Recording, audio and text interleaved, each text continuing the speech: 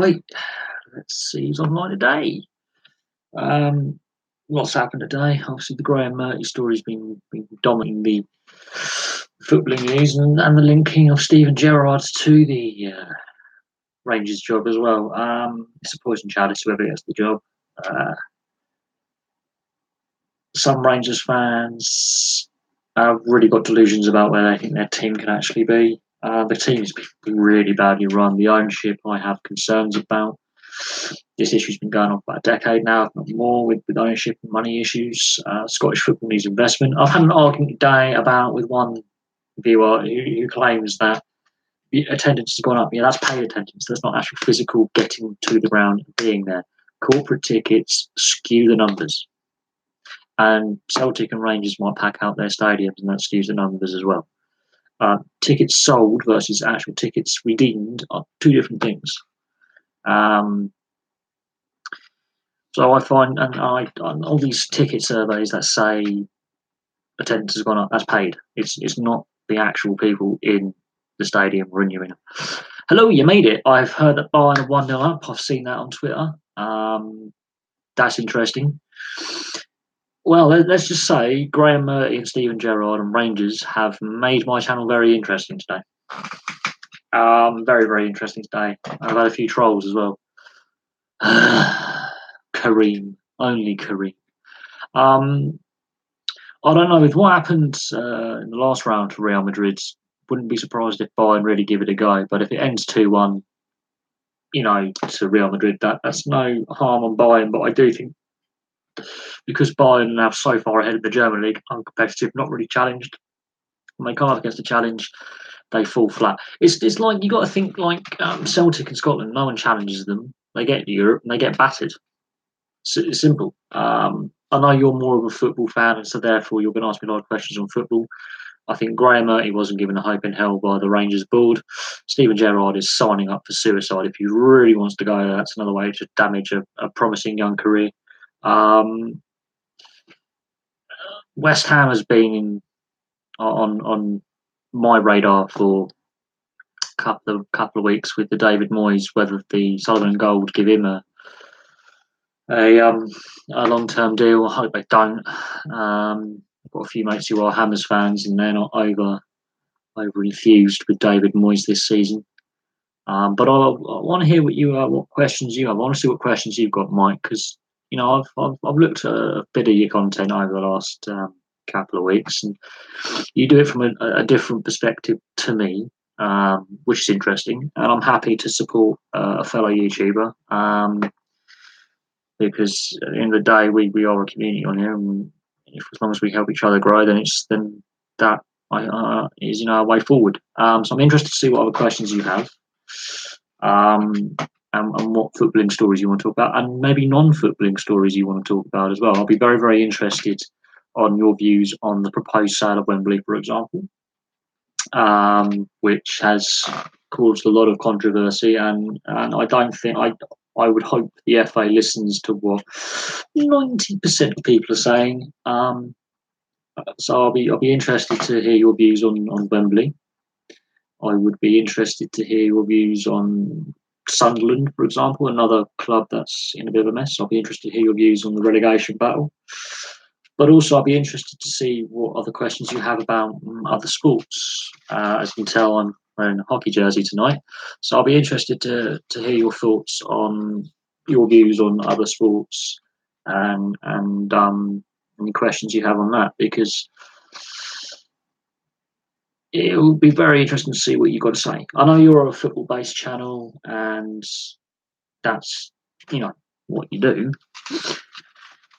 But I'm just interested to see what your opinions are on things, and what questions you have for me, really.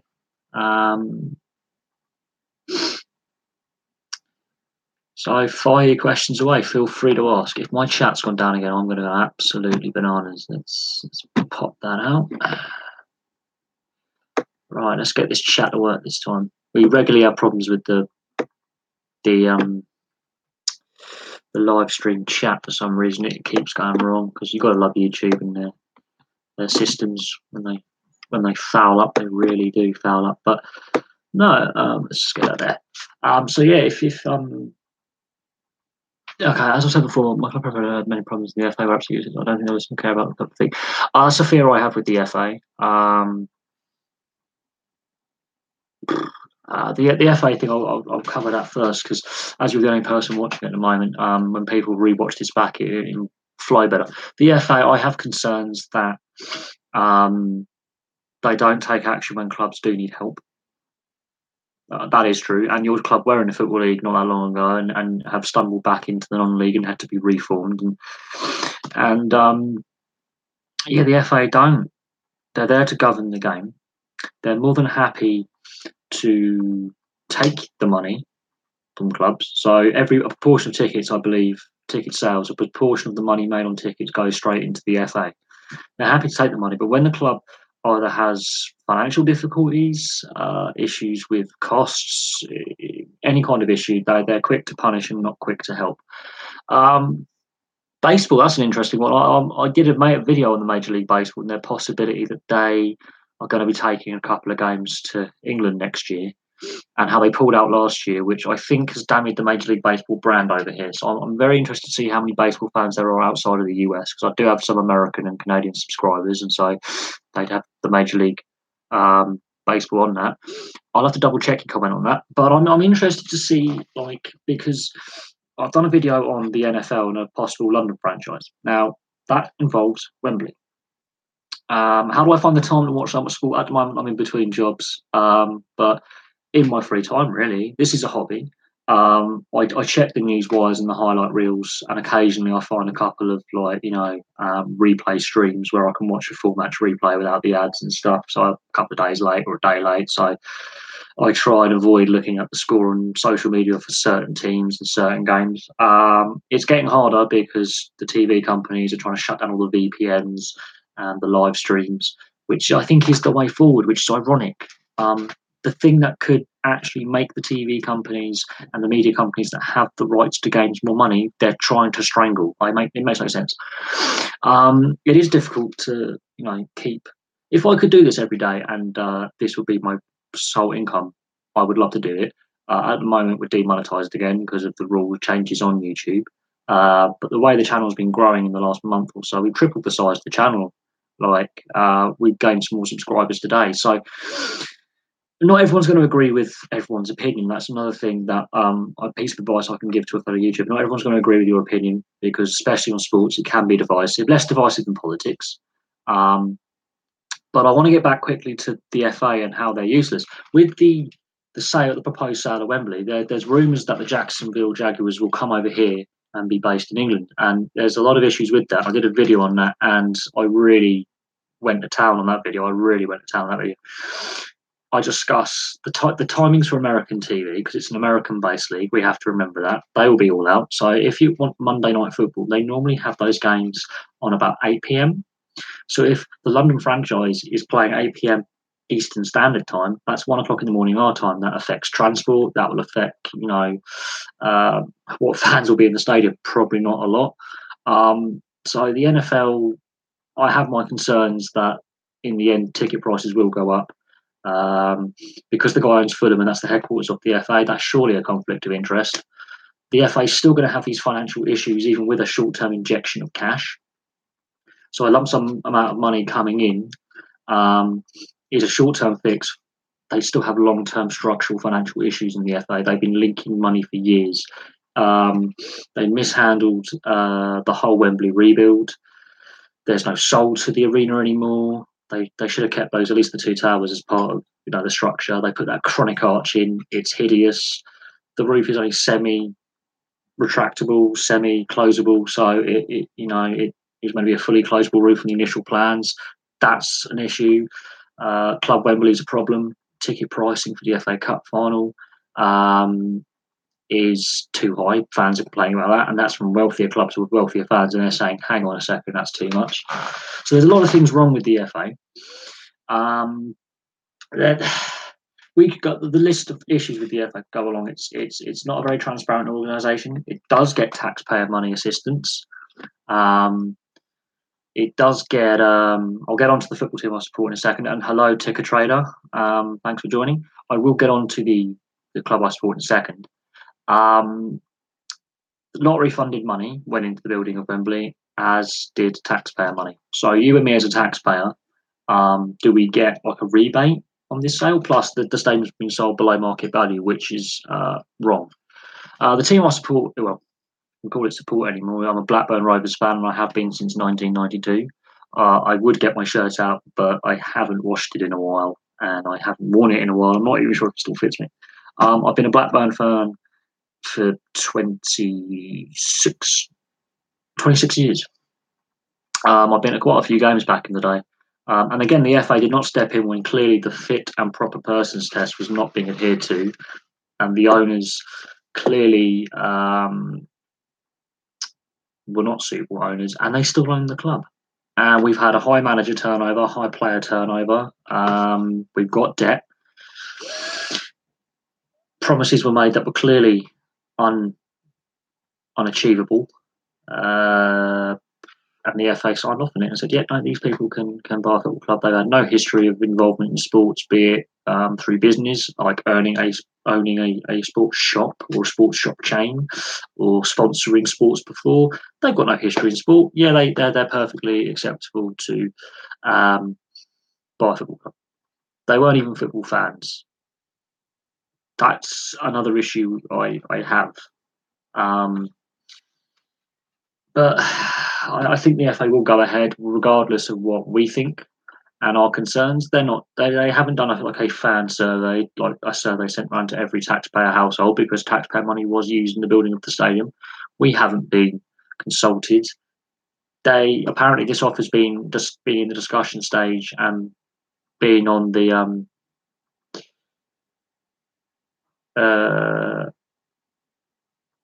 I will get on to Cellino, who won on appeal. This current offer on Wembley has been in the pipeline now for several months, and we've only just found out about it last week. That shows how untransparent the process is.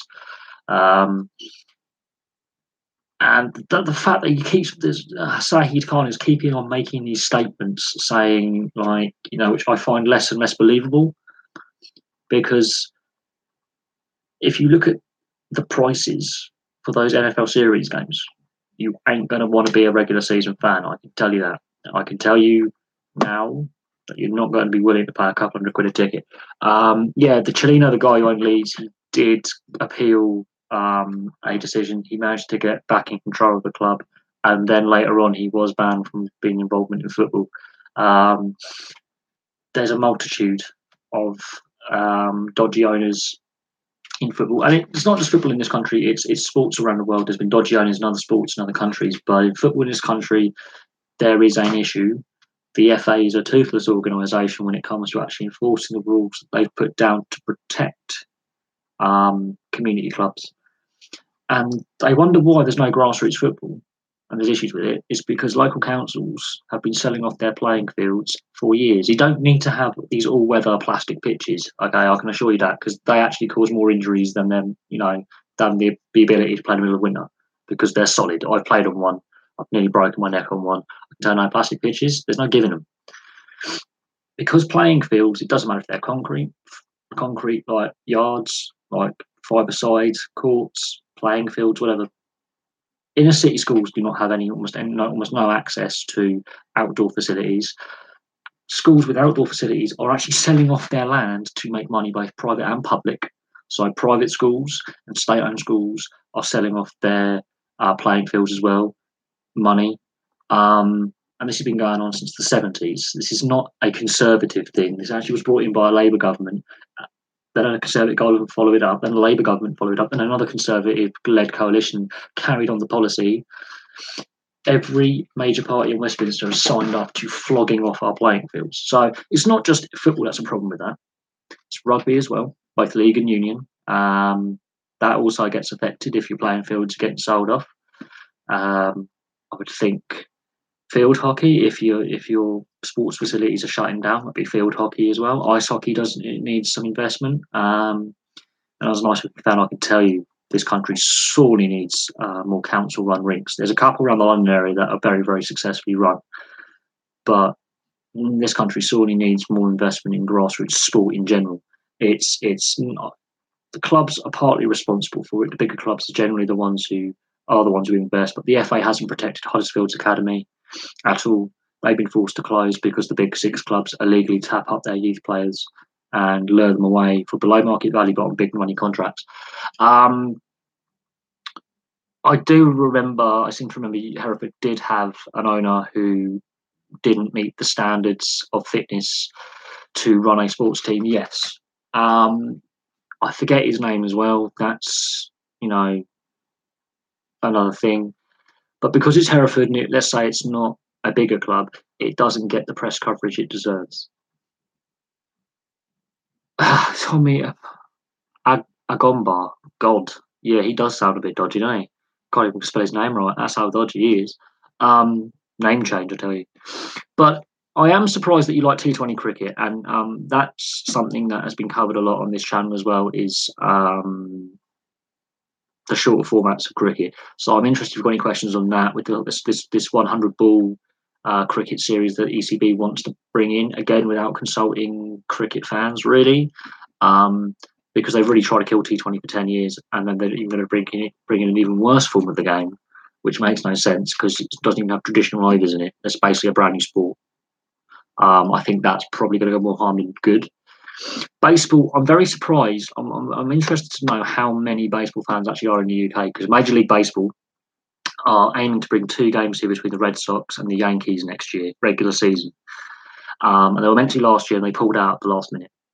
So that damaged the Major League Baseball brand. And Major League Baseball is still trying to recover from the juicing of the ball scandal, the steroid scandal, where clearly the big hitters, in fact, most players were on steroids, and probably some players still are, because the drug testing in North American sports, in professional leagues, is really, really amateur hour. So I'm interested in the amount of numbers of baseball fans in the country. I know you are, but I'm interested to see how many there actually are. I would like to see a survey done which tells us roughly how many there are. I just would be really interested in the actual numbers nationwide of baseball fans in the UK. That's something that would interest me. It's interesting because obviously your channel is football based, and so that's where your knowledge really lies. And my knowledge is in certain sports like rugby league, rugby union, ice hockey, football, motorsport. And there's a few other sports floating around where I have a passing interest because I've either got friends who participate, like cricket. So I'm interested on the baseball side of things, because Major League Baseball has waited this long to take Major League Series, the international series games into Europe. They've gone into their traditional player bases, like the Latin American and Oriental countries. There's a lot of players who play Major League Baseball who are Oriental or Latino. So I'm very surprised it's taken them so long, considering the NBA first brought an international series game to Europe in 1990. I am surprised it has taken 2.5 decades for Major League Baseball to go, there's Europe over there. There's 500 million people in Europe. Most Americans are of European descent. I'm quite surprised with the time it has taken for Major League Baseball to get up on the international series style of taking Major League games from the US and Canada over to Europe. Because the NHL is doing about 9 games next season. NFL, I have concerns about the NFL, but they're taking a lot of games here over next year.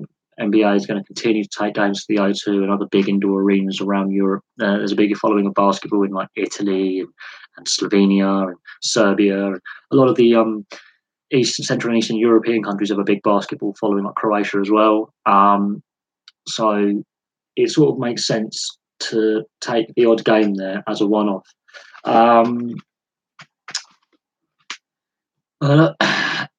It's interesting that you got into the sport because of someone else, and then a few of your other friends and family got into it because you got into it, or you got into it because they were casual fans. But I'm just wondering, apart from like apparently your small friendship group, that's 5 people there you basically mentioned. I'm actually surprised how many hundreds, if not thousands, of fans of baseball there actually are in this country. I see a lot of New York Yankees hats every day. When I walk into my local town, when I go see my mates next town down, and we're down the pub, or we're stopping if we're going on a ride out on our motorbikes, pull up a petrol station, I will see New York Yankees and occasionally Boston Red Sox hats. But the thing is, what I find funny is most of the people wearing these Yankees hats or Red Sox don't actually realise, or Chicago Cubs, that it's more than just a fashion accessory. How many hardcore fans there actually are, I don't know. But it'd be interesting if a survey was done on not participation but fandom, what sports people support and watch and would pay to watch on TV or pay to go and see, and how many of them actually are baseball fans. Because I don't know if it in the mainstream would I'm very interested to see what the uptake would be if this series of 2 games next year goes ahead. I'll be very, very interested to see how many people would turn up at, say, the Olympic Stadium, the London City Stadium, where that's where they plan to host the games. Not a problem. The fact is, you're the only bloody guy in the chat, so if you guys, there's going to be no one here. Right, I'm just going to check my Twitter quick. So if you're watching this video later on, a replay of this video, you're going to be joining in a minute, and this is, you're seeing what you missed. We've discussed a few bits and pieces about the FA. I think I've touched on the Rangers situation with Graham Murty and Gerrard, and that is interesting. That is interesting. And then we've, what else? Ownership of teams. Again, the proposed sale of Wembley comes up every live stream for the last week, so that's interesting. That keeps coming up, and questions keep getting asked about this proposed sale and about what could happen in the future, and more people have concerns than not, and that's the problem. Let's see what's on Twitter. Let's see what's coming up. Apparently, Steven Gerrard has held talks with Rangers and they've been positive, so we can basically safely assume he's going to be manager there next season. He's got to be given, if he does get the manager's job at Rangers, they have to give him a couple of seasons. It's not going to happen overnight. And he may find it's not a good fit for him in the end.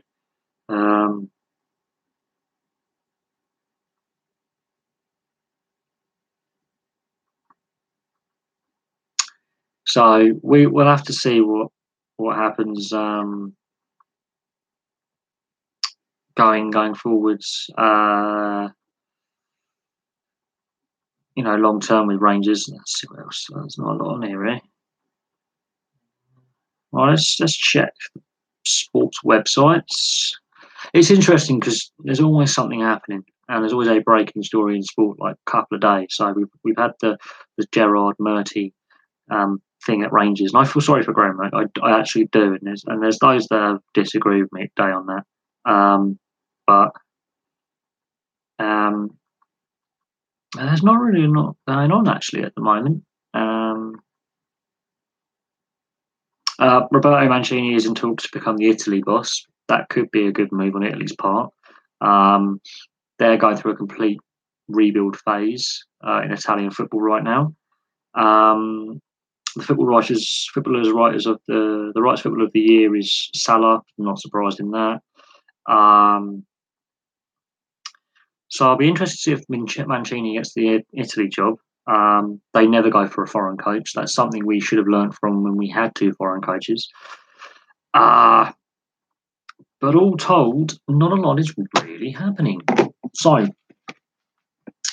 but I've had a quick look, and if Mancini gets the Italy job, that's a sign in the right direction because he is a winner. He has got a winning track record as a manager, and Italy want to get back to the top table of football. And keep this restructuring and rebuild of the national side as quick as possible. That's the way to go. Gerrard has come out today and stated he has had very positive, constructive talks with the ownership group behind Rangers. It's the worst kept secret in football that he's going to be Rangers manager next year.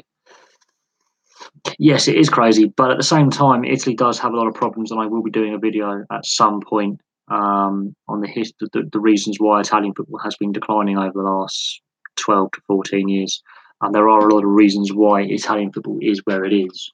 It's partly to do with the football violence side of it, the hooligan side of it. Many mainstream Italians aren't over enamoured when football is on because their towns get smashed up. It's very much like English football in the 70s. It's at a low ebb. The corruption in it as well. That is a problem. The match fixing scandal in 2006 still having ramifications now for clubs and managers and players. The media, because F Della Sport, which is one of probably the best, and if you can get an English translation of it online, because F Della Sport is one of the best written and best researched newspapers you'll find. The journalism in that is top quality. They say this: why can't football be like rugby? And it's not in the sense that why can't football be like rugby in the sense on the pitch. It's off the field. It's the fans' behaviour. It's the players' behaviour off the field. They basically ask that question: why can't football be like rugby? And it's a football mad country, but rugby is a secondary sport by a long distance. I think ice hockey is even more popular in some parts of Italy than rugby. And they ask the question regularly about football fans and their misbehaviours. And you've got to look what Roma and Liverpool fans did last week. That was completely unnecessary. It's in a World Cup year as well. I don't know why this is, that in World Cup years, the Champions League turns into a punch-up. Same in Euros. Every couple of years, there's a sudden surge of violence before the World Cup. And then things happen at the World Cup as well. And it's really concerning, considering who's hosting the World Cup and how delightfully polite their police are when it comes to civil disobedience. They will probably shoot you in Russia. I've seen other things as well, like the director of development at the FA has said we can win the World Cup. I'll be surprised if we can get out the second round at a push. There's being optimistic and then there's being making stupid statements that are untrue. And it was on Twitter, and I basically went to myself, okay, what a moronic statement. I think we've got to keep these young players. The squad isn't good enough, the England squad. And if Harry Kane does another DVD compilation of how to take free kicks and corners, we are going to get battered. We are going to get battered, and I can see that happening. That Harry Kane will be taking a lot of set pieces, which he shouldn't really be taking because he's good in the air. And I can see that being a big problem at the World Cup. Is that Harry Kane, Vardy, and Rashford are all getting misused out of position. You put Vardy down the right because he's got pace. You put Rashford down the left because he's got pace. Kane up the middle. Those two players on the wider forward channels make the space for Kane to then move around and get in position in the box. That's how you get goals. Harry Kane up front by himself will get isolated, and then it's going to happen. Also, Gareth Southgate has. But here's the thing: Gareth Southgate has a hard-on, has a real desire to keep picking lots of Tottenham players who fall short in the regular season. Tottenham players like to choke, and they had this mental block when it comes to crucial games. They fall apart. They proved it at the Euros 2 years ago. They dominated the England setup. A lot of the starting lineup were Tottenham players, and they were crap. And again, I can see a lot of Tottenham players dominating this England side. And that's a worry for me. If Tottenham had won that FA Cup, it wouldn't be so much of a worry. If they had not fallen short in the league in 2016, it wouldn't have been so much of a worry. They were on the cusp of challenging Leicester for the title, and then they stopped playing, and they choked. Last year, they were in really good form, and then they fell apart towards the end of the season and fell back. This season, they choked it away in a semi-final that for the first 20 minutes, they were all over Man United. They were outplaying them all over the pitch. And then they stopped playing. This is a problem with Tottenham. And that's the worry I have with having so many Tottenham players in the England side, is they're going to carry that mental mentality of when it comes to a pressure game, they fall apart. That's a worry. I would be happy to get through the group and then see how far we go, really. If we do what the British men's ice hockey team have done and go on a run, fair play to the players. If they overachieve slightly, that's good, because it can give them a chance of showing what it's like to win for the national side. For too long, the national side has been a losing side when it comes to the big pressure matches. For too long, this team have got used to losing in tournaments. So yes, it will be nice to see them get a bit of momentum. The problem is Panama are going to sit there and have two banks of four, and we're not good at passing our way through a side. We're good at counter-attacking. That's how we did well in those recent friendlies. The goals we scored, or on quick breaks. Literally 1, 2, 3 passes max, and we scored. If Panama are going to sit back and let us have the ball, that could be a very, very long, painful watch. Painful. Tunisia, we don't know much about the side because no Tunisians are playing in Europe at the moment in that national side. They're all, based out. So I think most of them are based out. So I think based domestically in Tunisia, I believe. Could be wrong there. So they don't really know much about this Tunisian side, and that's going to be a problem. And Belgium, they all play in the bloody Premier League, and yeah, so they're going to know everything about these English players. So there's going to be no surprise against Belgium. I wouldn't be surprised, although it is a Martinez team. So defensively, Martinez teams can't defend. Belgium England will be a very good game, but the other two games we don't know anything about Tunisia or Panama.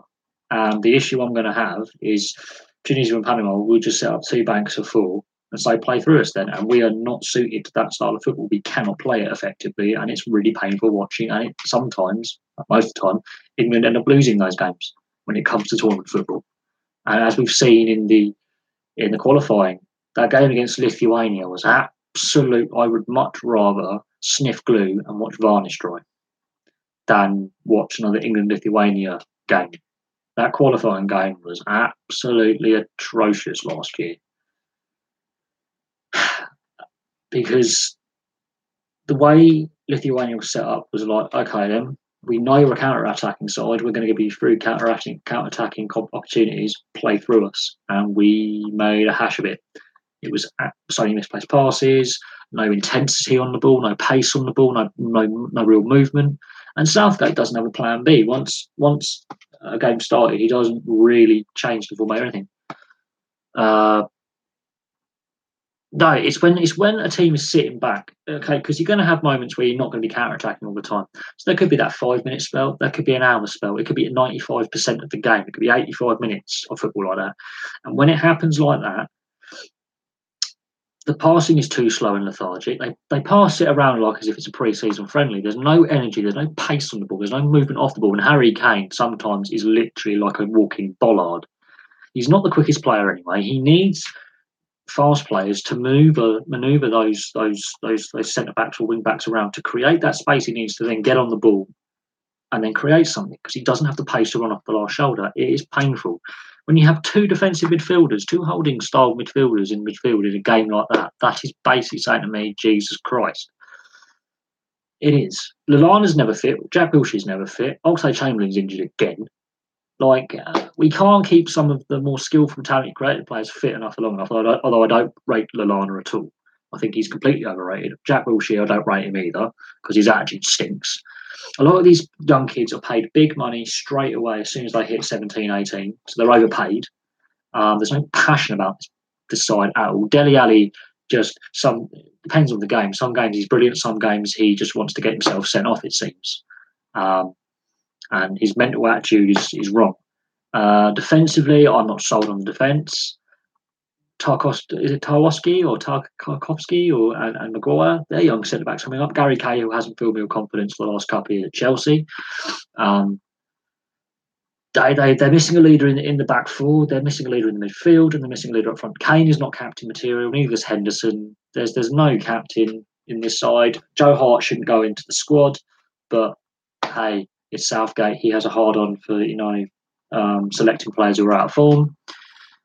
Not enough young English players are getting a chance in their club sides in the Premiership or Championship. There's a reason why Germany and Italy have won far more World Cups than us. Traditionally, even during the big 80s movement of players around, and when the big money moves started happening from like the late 70s onwards, the percentage of English players playing in the top tier has been declining since the Premier League era. So if people can say to me that all the foreign money and the Premier League has done English football great, they are not watching what is happening on the field. Count how many English or even Welsh players, because the English and Welsh FAs are linked with Cardiff, Swansea, Wrexham, and Newport playing in the English league system. You tell me how many domestically based players, born and raised here, are playing. It's about 30 to 40%.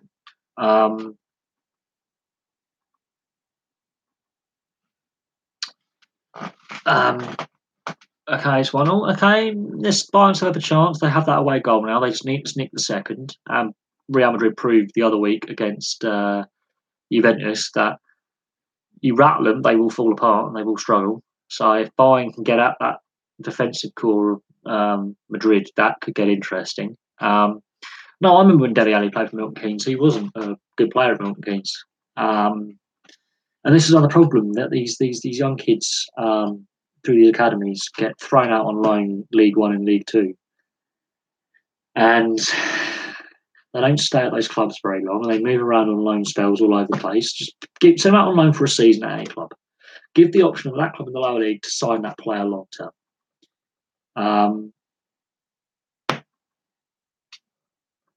Give them some experience of a couple of years in the lower leagues at one club for like a couple of seasons. The players' agents as well, they're not transparent enough. And a lot of these players' agents don't just cover football, they cover multiple sports. And this is where there's a problem. Because each sport has its own rules on agents' transparency. Yes, we are rocking the hockey jersey tonight. Because of the lack of transparency with player agencies, as in the big companies that will have hundreds of athletes on their books and the individual agents who might have 5 or 6 players on their books, that's a problem. The agents' fees vary from sport to sport. Some of these agents make stupid amounts of money out of trades, transfers, and contract arrangements. Huge amounts of money. And we're never told how much the agents' fees are, etc., etc. Yes, I am rocking last year's hockey jersey. I had to. It was just clean. I put it on. Roll the sleeves up. But there are a lot of problems, and it's more than just football. I know you've asked me a lot of football questions, and we've discussed a lot of football stories because they are actually dominating the sports news at the moment. But as I say, this channel is a multi-sport channel, which is weird because most people focus on one sport or one club, and I focus on multiple sports and multiple teams, and I find it interesting when we have these live streams because some of the discussions we've had over the last couple of month and a half have been exceptionally interesting on this format on my channel. They've been really interesting, and the things that get discussed when we are on live streams are really interesting because you can link an issue in one sport with an issue in another sport as well. The problem with British football and British ice hockey, and to an extent both codes of rugby in this country, is the amount of foreign players. It's not that I'm against having foreign star talented players playing in our domestic games and our domestic league. It's the amount of them, and it's the fact that is delaying the development of local talented players who cannot get into their sides because they're in the youth system of these teams. They can't take that next step up because a foreign imported player or two is in the way who's earning a lot of money, who may or may not be past their best. And that is delaying and stunting the development because that young English or British hockey player, or that young British rugby player, or that young British football player can't break in because there's a limit on how squad size is, and there's all sorts. Now, for all those who said all the foreign money has done great things for the games in our country, it really hasn't. There's a lot of structural problems. There's a lot of debt. There's a disconnect between some clubs and the local fan base. There's a disconnect between the players and the fans as well. That wasn't always there. A lot of players back in the day, multiple sports, were very down to earth. They would quite happily, if they was, saw a fan in the street, they would go. Yes, I have done the banners on the wall questionnaire. The first questionnaire that he put up didn't have the Bracknell Bees, and I had to help him. I had to warn him. But yes, I've done the questionnaire twice. The one without the Bracknell Bees on, and the one with. I have done the questionnaire. You'll be surprised. He's going to release the answers and the percentage of what we all chose at the end of May. And this is where Mike. This is Casey, Mike. The banners on the wall. They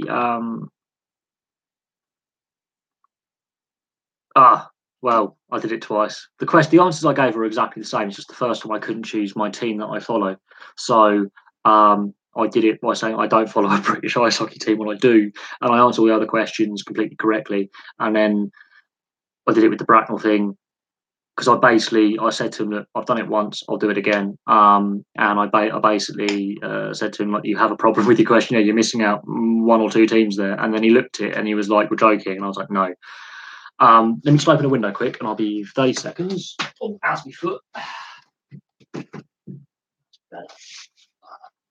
Okay, and we're back. And we're back. Right. Yeah, I did the questionnaire. It's very interesting, the questions that were asked. Now, he's done this before with the EPHL, the former league that no longer exists. And I'm not going to tell you what answers I gave, but we're going to find out from the Banners on the Wall guys at the end of the month what answers are given. And there are links to the Elite League in there as well. There's a couple of questions on the Elite League in there. So that'll be quite interesting to see whether non-elite league teams become affiliates, whether they expand the elite league, whether the elite league will join the British National League structure, all things like that. So that'll be very, very interesting to see, because I think he's going to give this survey into British. He's going to communicate with the National British Ice Hockey and the Elite League. He's actually going to communicate with them, I believe. And yeah, I think he's going to communicate both with the Elite League and the National NIHL and the EIHL. He's going to send his findings into both leagues and say, look, this is what people who listen to, who are fans of the sport in this country, who do support teams in this country, this is what they feel, this is what they want, this is what the issues are in the sport. And this is where other sports could learn something. Do these online fan surveys via podcasters, YouTubers, local media. If various sports leagues and teams around the country did it like this, you would find a more natural response, because we've discussed the Football Association of Football, and we can discuss the Elite League and the issues with the Edinburgh Capitals and the Murrayfield Racers being turned down. I've done that myself. And Banners on the Wall put up the statement, and it is a stab. It is gutting for hockey fans in Scotland that they've lost one of their full teams. Yeah, there's a lot more fan involvement with ice hockey, and that's where I think other sports could learn something. They could. It's not just ice hockey in this country. You got to look at the European leagues, and especially the NHL as well. They still get the fans involved with the 50-50s, the players back raffles. They do it, and I've got a lot of the NHL teams on Twitter. Yes. If you go on Free Sports or Premier Sports, the pay-per-view sister channel of Free Sports, you can catch games on there. I do believe you can also catch it on, if ESPN is still going, you can catch it on ESPN as well. If you've got ESPN on your Skybox, I believe, could be wrong, you can still catch games on ESPN as well. I know you can on Premier and Free Sports. BT Sport and ESPN, they own the UK arm of ESPN, but if you have a cable satellite, kind of like a multinational satellite dish, which you can get deals for, you can pick up NHL in the UK. You just got to pay for it. But there's some websites that I could send you a link to via email where you can watch the games, admittedly a day late, but without the ads. There's a couple of websites that I know, but I'm not going to say on here because that could get me in a bit of trouble. But the fact that BT Sport owns the UK, yeah, you would, but they're not necessarily today's games because it's playoff season. I think Premier Sports will have the playoffs, which is the pay-per-view channel, which owns Free Sports, and Free Sports is the free arm that shows some of this season's games. I have seen a couple of games on Free Sports down my mate's pub when it's a quiet, let's say Wednesday evening, and you just keep it open a bit later. But again, this is an issue that a lot of sports are finding, and a lot of fans are finding as well. Is I don't know if you pay for your sports subscriptions on Sky or BT, but a lot of people in our age group, and I will say that the 18 to 30 club, not really wanting to pay for pay-per-view sports anymore or subscription sports. They're really turning off it. And they're not actually picking up on Amazon Prime as much as people would think, or Hulu or Netflix either. Once they do it for the free trial, and they find out they got to pay, they suddenly cancel their free trial and go on to the next streaming service for a free trial for 30 to 60 days, cancel that. They don't want to pay. And a lot of people don't have the money. And I've worked out that if you have a Sky subscription, so you have a Sky box, if you don't have Sky Sports unlocked, to unlock it per day is $7.99 or $12.99, or it varies, but the cheapest you can get Sky Sports per day is $7.99. You work that out over 365 or 366 days, depending if it's a leap year, and you're looking at about £3,000 in total, and that's not right. If a third of, let's say you're on an income of about 15 to 20 grand a year before tax. After tax, you take home 11, 12 grand.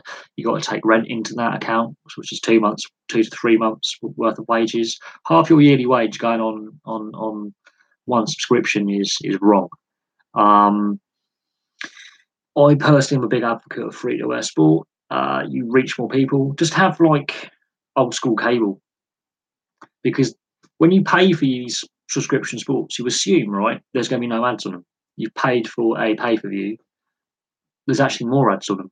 And you see the same ad like 6 times in the same game, especially if it's ice hockey or American football. You'll see the same ad 6, 7 times in an hour. It's the same ad. And then you'll see the same 3 ads rotate around. And it just is really mind numbing. I've paid for a pay per view. Why the hell am I getting ads in there when I paid not to have them in there?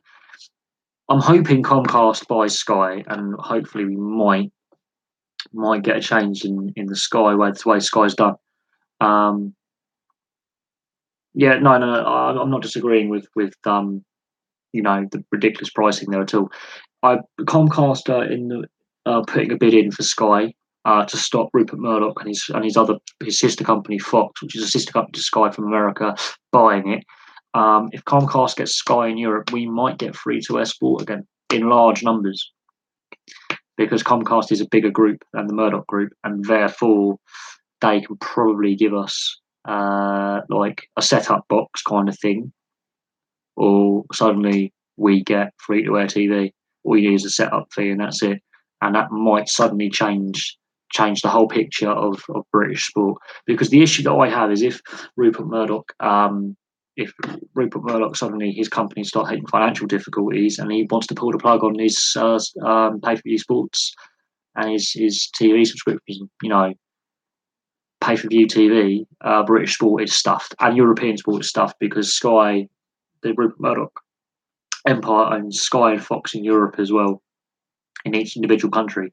And if he was to pull out or have any kind of issue, it's Manuel. Is it Manuel Neuer playing for Bayern Munich at the moment? Is he still playing there? Doesn't surprise me with the sweeper keeper. Guardiola has, for some reason, a hard on for the sweeper keeper. And I've discussed the sweeper keeper tactic and how I think it is a very flawed system. Just have the sweeper in front. That's going to be interesting. That's going to be really interesting for the World Cup. If Neuer's out, then that completely screws my World Cup prediction. But Ulrich will be the exactly same style of keeper as Neuer. That's for some reason the sweeper keeper is becoming this craze, and it may be more entertaining for a neutral. But my God, if you're a fan of that club, you are going to be going, please don't come out of the net. It's the same in ice hockey. You have the goalies who can play the puck, and hence why they brought the trapezoid in. And there are those goalies who can come out and are very good puck handling goalies who can pass the puck to an attacking player. And then there's those that think they can do it and are really, really bad. And when you're a neutral, it's fine. If you're a neutral watching a game, which I do a lot of, I like watching entertaining sport. But when you're a fan of that team, you actually want that goalie to stay in his net and not come out and play and get involved in the play. His job is to stop things going in the net, not fuck up so things go in the net. But I didn't know Neuer was injured. But then again, I haven't really been following the Bundesliga for a while. I haven't really. Yeah, no, I wouldn't say Matt Smith is the puck playing. It's Alex Metem. If you're a fan of these guys, you'll know Alex Metem. He does have a habit of believing he is Ron Hextall or Felix Potvin or Patrick Waugh, and he thinks that I can handle, and they charge out, and it's like no, oh, it's gone in, and the amount of goals that are unnecessarily conceded by because goalkeepers, both in football and in ice hockey, think they can play like an out not a non-goalie player. It's really hilarious. Matt Smittle just is really weak on his glove side. Um, yeah, they used to have the German Bundesliga highlights on ITV4 on a Monday. I'm not sure if they still do. Um, but that's the problem. You're paying to see quality sport and they take it away. They charge you a fortune and they take it away. It's unbelievable. Um, They used to have the French league highlights on Channel 4 like 10 years ago as well, early in the morning on a Sunday. And I used to wake up at like 6 in the morning to watch the French Championnat highlights, and they were really, really fun. I used to watch the Serie A highlights and games on Channel 5 when Channel 5 had the rights for a couple of years, about 10 years ago. I don't understand why, if we have an issue with participation in sport, obesity, health issues like with asthma and things like that, why we're not getting and allowing more kids and families to see sport readily available and free on terrestrial TV, free to air. Why are they taking it away from us in more and more numbers? And these big uh, media conglomerates that clearly breach the monopoly rules, Sky and BT, because BT's been if BT Sport was by itself and didn't have the internet and phone companies behind it, it would fail. It would fail. Lyle's probably no. Lyle is. I mean, I know he's in the British Hall of Fame for ice hockey, and he's been inducted. He was a very very good goalie.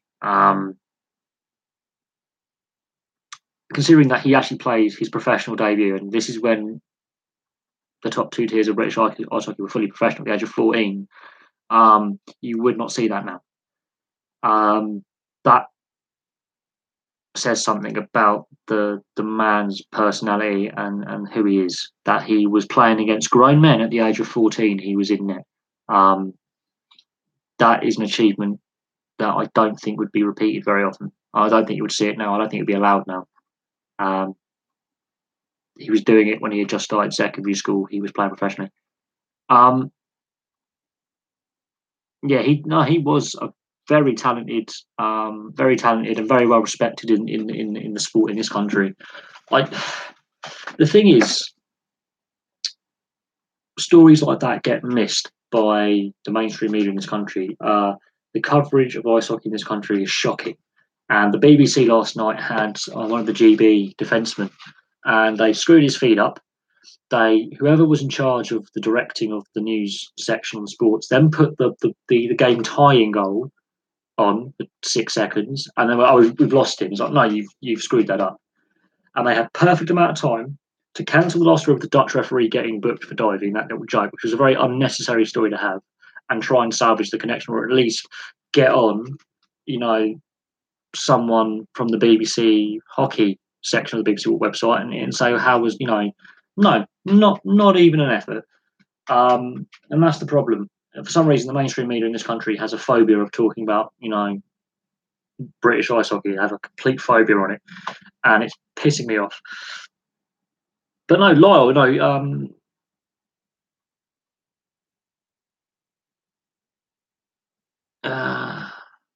It's so sad. Before anyone knew that everyone was going,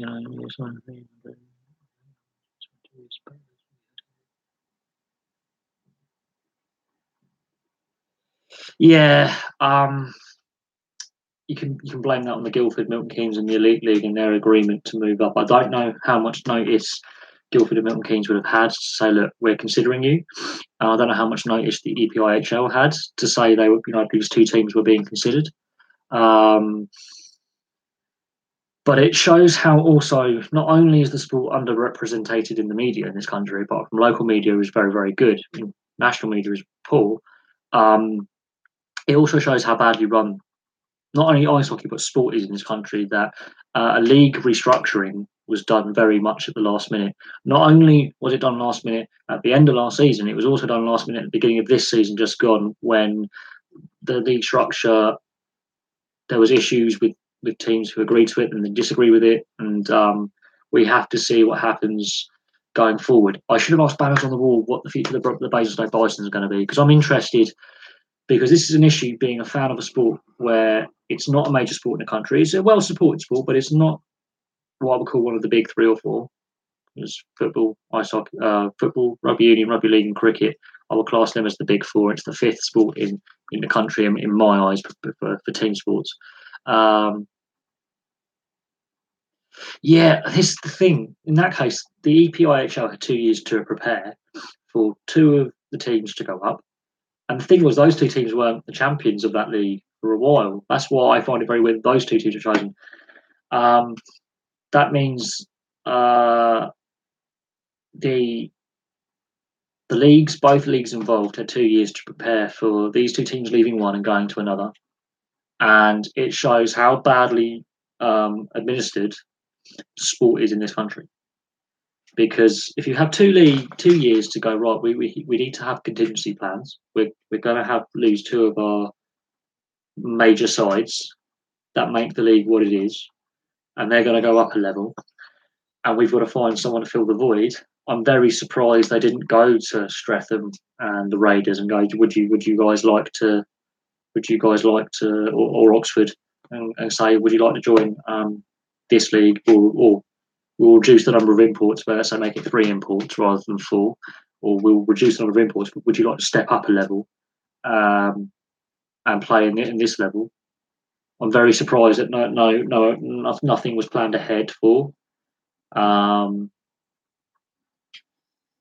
And therefore, when Manchester failed, which was another problem as well, I think that was well known that the Manchester Phoenix were probably not going to see out the season before the season started. So that was an issue going into. But I couldn't see why a 7-team league couldn't have gone for a year or so, and they could look at the National Ice Hockey League in the level below and go, we'll have the winners of North and South join the league. That would have made perfect sense to me. And then choose a third team to apply. I honestly think. I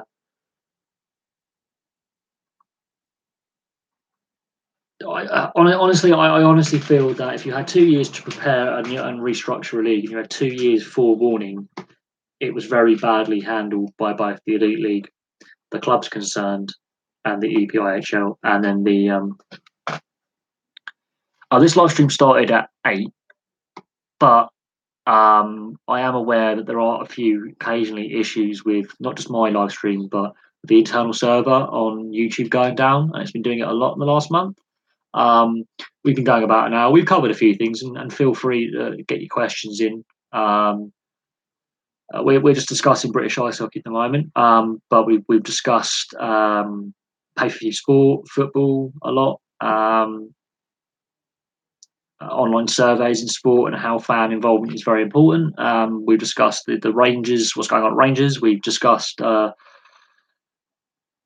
few other bits and pieces, like the sale of the proposed sale of Wembley. So if you've got any questions, feel free. I know Abdul, you've got a lot of questions to ask, and you didn't get all your questions in last night, and you've missed a few live streams.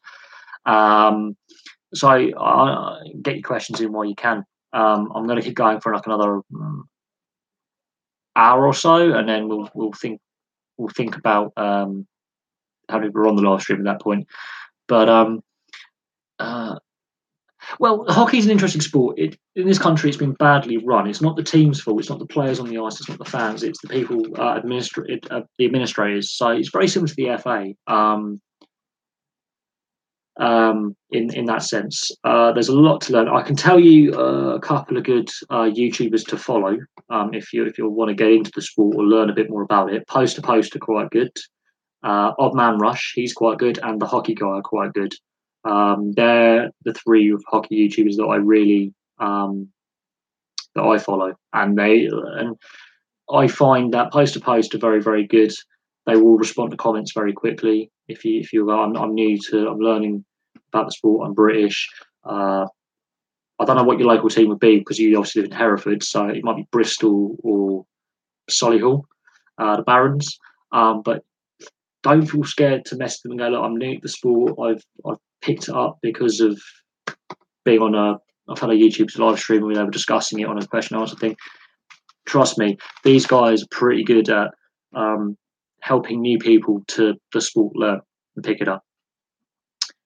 Telford do have a team, yeah. So you've got the Solihull Barons and Greater, West Midlands. You've got Bristol Pitbulls and you've got the Telford Tigers. Telford Tigers are probably the best out of the three teams, and they're the most successful. So next season starts in September, the pre-season. Don't be afraid to go on the website, look at their fixture list, and go down for a pre-season game, because then you can. That's the best way to learn the sport is to go. I think it takes a while to get into it, but every team has programs. You can read the programs. They normally have the rules in and information from new fans and stuff. That's the best way I can describe it for you, really. Most deserved Ballon d'Or. It all depends on this second leg. If Liverpool get through to the final of the Champions League, and I think he does deserve to be have a shout, and I think it'd be nice to have another player who's not Ronaldo or Messi to win it for the first time in near on a decade. I think it's got to a point now where we know it's going to be one of those two who gets a Ballon d'Or. It gets a bit dull. It'd be nice to shake up the process of how transparent the voting is and all that kind of stuff. The Murrayfield races, no, they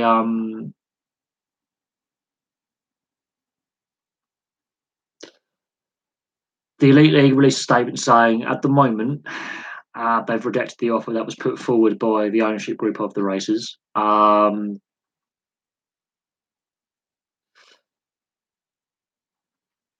There's the option of that 12 team. We've discussed that on videos and live streams, and I gave a list on a video when the EIHL rejected the initial offer.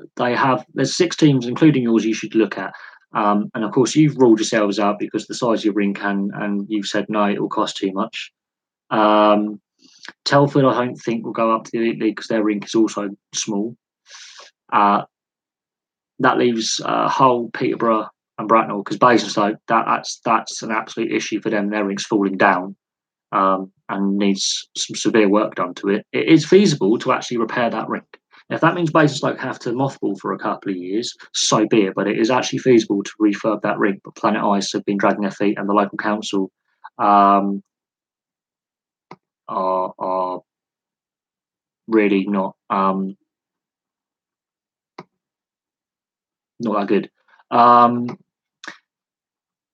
Basingstoke's rink is absolutely freezing because their dehumidifier doesn't work and their temperature control doesn't work. So it's actually colder inside than out in the middle of winter. And I have been to a game there. I almost lost valuable parts of my anatomy due to frostbite. But yeah, the season's over now. So the season starts again. Pre-season will start either August or September, depending on the league structure and how they're playing the games, depending if it's a leap year or not. So you've got all summer to research those channels I said and research having a look at Telford, Solihull, Bristol.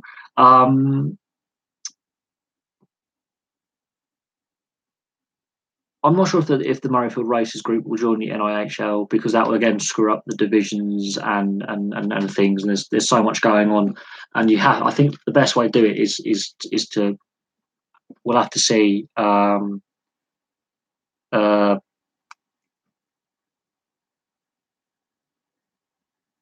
is it? What's that bloody thing? The survey that Banners on the Wall did. When those survey results come out, it'll give us a better idea of what we feel as fans. The Basingstoke, no, there's not enough ice time. There's not enough available ice time because it's an Olympic-sized rink. So a lot of the regional figure skaters who are part of the British national side train there at youth level,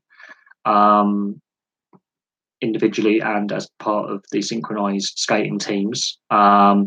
We've got all the youth teams of Bracknell. We have the Windsor Knights do some of their training sessions there. We've got the Hornets and the Bees who share that on a weekend. There's not enough ice time. There's not enough space for them to fit in unless we decide to go. We're going to have to cancel some of our coaching sessions and things like that, which is not good because that's vital to the running of our rink.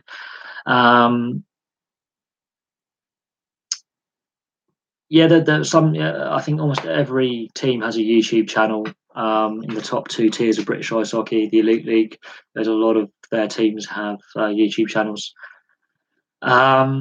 It is interesting that Hull have said they have been asked to join or they're being considered and they're in discussions, but they've only been a team for a couple of years. And the last Hull team, the Stingrays, did have money problems, and that will be a concern for the Elite League that a previous Hull franchise has struggled before, and they've just had Edinburgh go out of business. So there's a lot of criteria that Hull would have to meet. Plus, they've got to also figure out can they afford to get all these free agents? Can they afford to pay the players? Will the fans be willing to pay Elite League prices over NIHL prices, formerly EPIHL prices? All that has to be taken into consideration. Is the fan base big enough? Etc. Etc. Etc.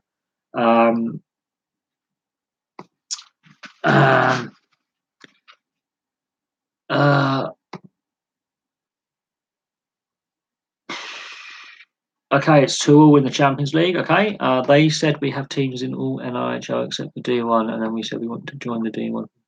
That confuses the hell out of me, Casey. I do not understand that. Right. Okay, after Great Britain, yes, we've had two back-to-back promotions in the ice hockey hierarchy in the national groupings in a row, which I don't think has been done for a very long time. Have the team overachieved? Possibly. But the media coverage wasn't great in this country, and that's an unfortunate thing. But the online coverage on Twitter and other social media sites has been going mad for it. I think it is a time that the Secretary for Culture, Media and Sport needs to look at grassroots funding. They need to possibly give councils a boost in spending so they can invest in local rinks and try and get them off private owners' hands. So in Streatham in London and in Romford, they are council-owned rinks, and so I think so is the Link Centre. I think there's some council involvement in Swindon. So that's going to be interesting.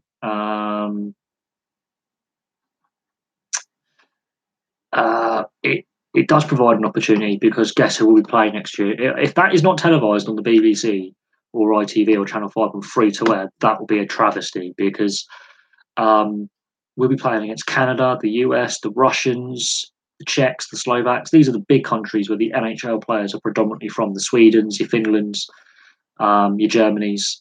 So if we beat Slovenia and Slovenia qualified for the last Olympics and we battered them. Okay, we didn't really batter on the scoreboard, but we actually battered them in the game with full possession, controlling the game. We were playing the game at our pace. We shut them out as well. So for me, that needs to be televised on a free-to-air station that's accessible for everyone. It shouldn't be an HD channel. It has to be a free-to-air with the option of HD or standard digital. It has to be available to all. It has to be on a national carrier, such as the BBC, ITV, Channel 4, Channel 5. Hopefully, Channel 5 or BBC would do. I can't stand ITV sports coverage. It's shocking. Channel 4 sports coverage isn't much better. So Channel 5 or BBC would do. And they have to broadcast the whole of the IIHF tournament because therefore we can see the best players in the world playing.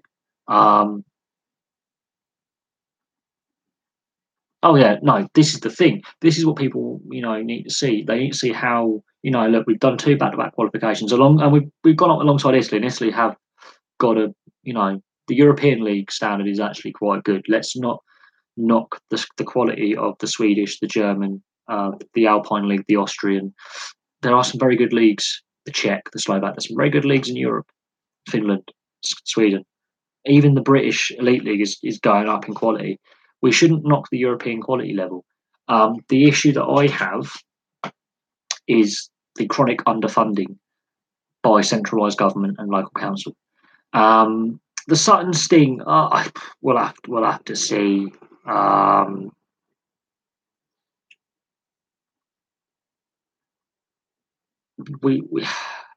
We have to see what happens with the league structure in the British ice hockey structures from top to bottom, because Basingstoke, okay, we can.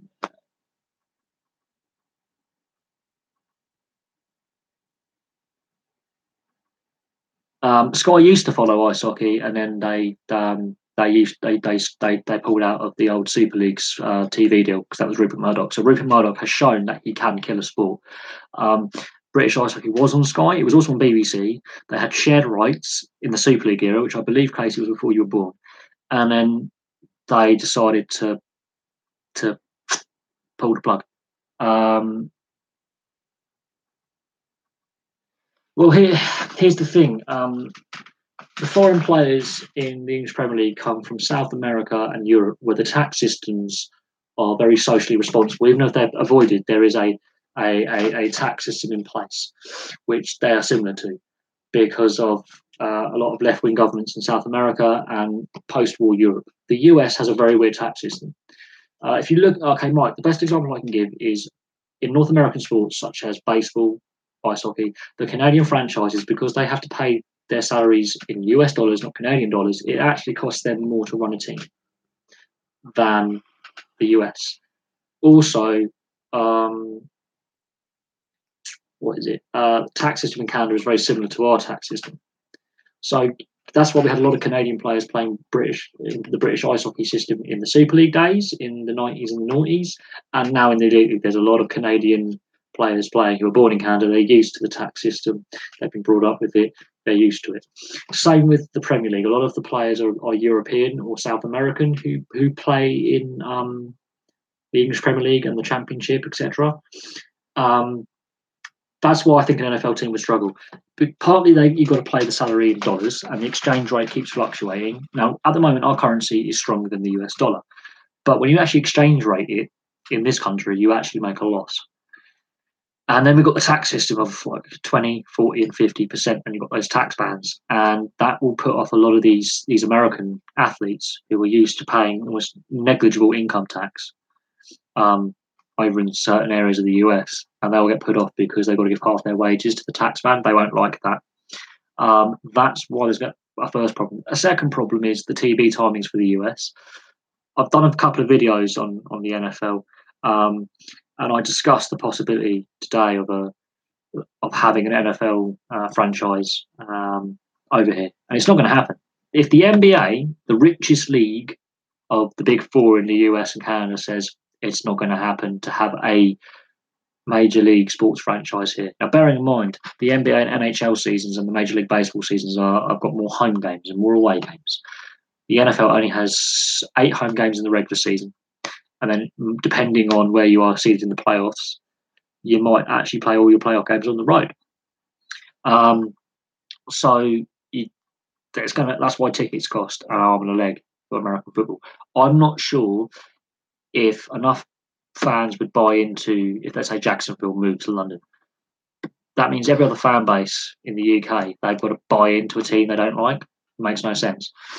Then I'm not sure if the fans would be willing to spend the money to watch a whole regular season homestand of 8 games, let's say. I'm not sure if they're going to be willing to pay the money. I still have Aussie viewership on my channel. I haven't lost as many Aussie viewers as I thought, but I haven't lost subscribers. But there's a hardcore amount of my Australian subscribers. I have a good 4 to 10 subscribers are Aussies that I know of. They have stayed subscribed. The viewership is only when there's tournaments on, like rugby, league or rugby union, cricket. That's when the Aussies start watching again.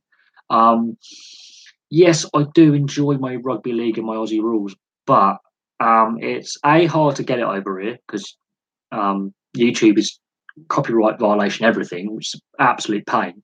And I can only get limited. It's not the NRL and the AFL aren't really covered by the British media very well. So I have to try and go on Australian websites, and sometimes they won't let you view because you're outside of Australia, and it's a pain in the ass. But I'm trying my best to, keep up to date on a multitude of sports. I've done a video today on a Kiwi All Black player who suffered in Israel Day, who suffered a severe knee injury, and he's going to be out of the summer test matches against France. I try and cover all sports, and it's difficult. It is difficult. But the Australian viewers that I do have, and the regular subscribers, and I know who they are, regularly send messages, emails, comments, and I regularly talk to them. They're the type of people who will stick on the channel, and they will show an interest in various sports that I talk about. It's not just the Australian viewership. I'm actually surprised by the numbers. I just looked at the overall numbers compared to the last month. In the last month, I've been doing a lot on ice hockey, international sports stories that cover a multitude of sportsmen all over the world. And there's been a lot to discuss on live streams and domestically as well. And I've done the odd video on the NRL or AFL, but I'm covering a lot of North American sport at the moment. I'm covering a lot of interesting sports stories that may be of an international flavour of a said world-class player or said world-class athlete or world-class team having an issue. I've seen little snippets. I've seen bits and pieces. The O'Sullivan Ali Carter shoulder barge. My opinion on Ronnie O'Sullivan is mixed. I did see Ronnie O'Sullivan's Real Hustle, where he actually goes out with Mike Smith, the ITV commentator, and does a 6-episode road trip around North America hustling pool players. That was really interesting because it also was like a travel documentary in a sense, where they go to these various cities and they discuss the history of the city and the culture of that particular area and the local cuisine and stuff. But then he goes into the local pool halls and hustles people for money. But sometimes his attitude, I find an issue. He's been known to storm out of games. He's been known not to put an effort in. He's been known to deliberately miss the black on a 147 or go for the pink so he gets a 146. Snooker is an interesting one. I don't know like how popular it would be on YouTube, but I could always discuss it.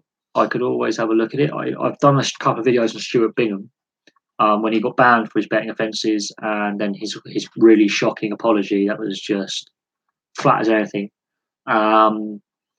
There's a few things going on in snooker actually at the moment. Like Stephen Lee, the guy who's been banned for 10 years, he's in trouble in Hong Kong for breaching immigration rules and working illegally because he's banned from all forms of snooker. Yet he's also breaching his ban because he's working as a pool and snooker coach. Ronnie O'Sullivan, he divides opinion on a lot of people. He is possibly, if not arguably, the best ever player ever. At the same time, his temperament and some of his antics aren't in keeping with the sport. So I don't know. I like to see him lose, actually, sometimes. I like to see some other players win tournaments and throw surprises up, because otherwise it gets a bit dull watching the same teams over and over again, or the same players over and over again win the same title over and over again. It just gets a little bit, well, this is dull. There's no competition here. This is kind of a bit flat. It makes you feel a bit flat. It makes things feel a bit flat. But on saying that, he's still a world-class player. Is he past his best? Maybe. He has retired twice. If he retires again, I'm not sure if he'll come back a third time. But there are other world-class players out there who can do it just as well. I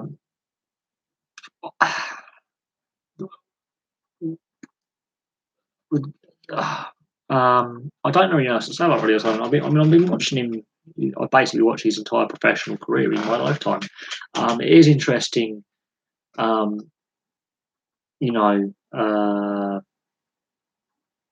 his career has gone and things like that. But at the same time, that I do have issues with sometimes his attitude, how he sometimes comes across, some of his press conferences, things like that. Some of the things he says and does. There's a few things about him that make him controversial. Whether that is just an act and to get interest in the sport, or it's actually him, I'm not sure. He's fallen afoul of Hearn, the guy who's now running snooker. I don't agree with everything that Eddie Hearn's done either with the changes to the sport. I'm not a big fan of some things he's done. And this is the first time in a while we talked about snooker on the channel, so this is interesting. So that's my answer on that one. Do I reckon Man City will have a good season next year? Probably not. For me, yes, they've had a very, very good season domestically. However, that FA Cup loss to Wigan and the Champions League loss to Liverpool and the loss to Man City highlighted a lot of areas of concern for me that I think teams aren't fully exploiting. Liverpool showed how you can destroy Man City in several games. 3 games this season, Liverpool have hammered them. What City need is a box-to-box midfielder who literally is there to tackle, break up the play, bring others into play, and is an energy guy. They don't have that Patrick Vieira, Manuel Petit, Ray Parlour, Scotty Parker type. They need that. They also need 2 decent centre backs. They need to rejig that defence line a little bit. I actually preferred the Kolarov, Zabaleta, Di Michaelis and company back four rather than Kyle Walker, Otamendi, John Stones or Otamendi, whoever's playing on. I don't even know who's playing right back, to be honest. Left back, sorry. I'm not sold on their defence call. I'm really not. The goalkeeper's all right, but it's his first season there, and so therefore he's not English as a first language. He's Brazilian, so Portuguese is his first language. But the old defence call that Mancini and Pellegrini had, I think was better. The back four that those managers had was better than the back four now. They need to get a centre back who's solid and a calming influence, not an Otamendi. Otamendi's overpaid. He's calamitous.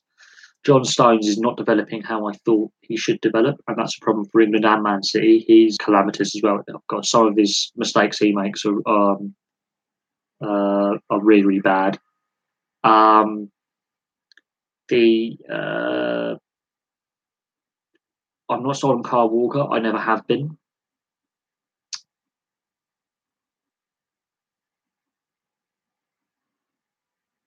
Yeah, no, I have my concerns going forward long term. And the issues I've highlighted is Sergio Aguero's getting on a bit now.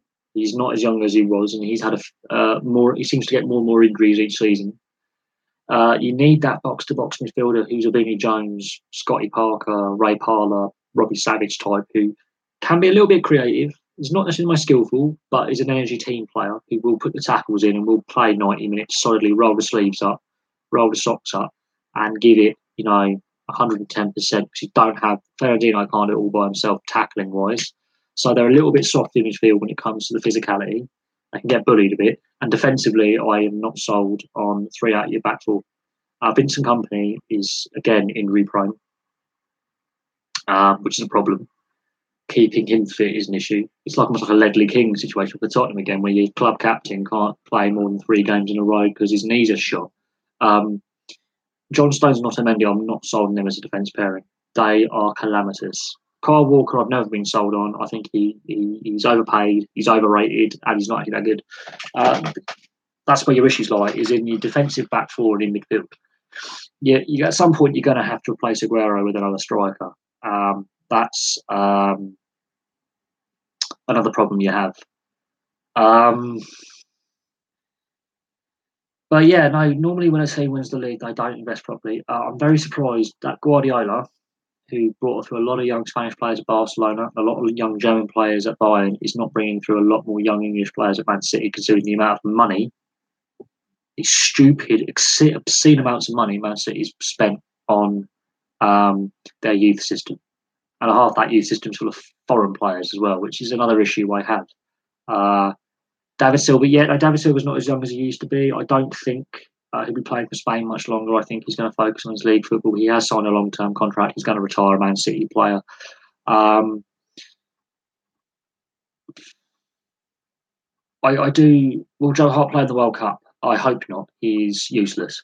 In fact, a lot of England goalkeepers aren't very good. I think Pope should be given a chance from Burnley. He's played quite well. Pickford has picked up his form in the last second half of the season, but his start of the season wasn't great. But then Everton were having all sorts of problems on and off the field. Butland, I think personally, Butland's actually a better shot stopper than Joe Hart, and he's actually better commanding his box than Joe Hart, even though his team isn't doing very well at Stoke. But the issue with Butland is he has a lot of injuries. The issue is with a lot of English goalkeepers, they're not at the top 6 clubs. That's a problem. Yeah, but Southgate has the same like weird obsession with the sweeper keeper that Guardiola has, and I don't think Southgate is quite realised that Pickford, Tom Heaton, yeah, he did have a bad injury. I think Nick Pope should go, and I think Tom Heaton long term, yeah, Tom Heaton, Butland, Pickford, Pope, long term. Those are the future goalkeepers. And Joe Hart is done. He should not go. He shouldn't go at all. But Southgate's got the same obsession, the same that Guardiola has with the sweeper keeper, and defensively we're not good enough to have that.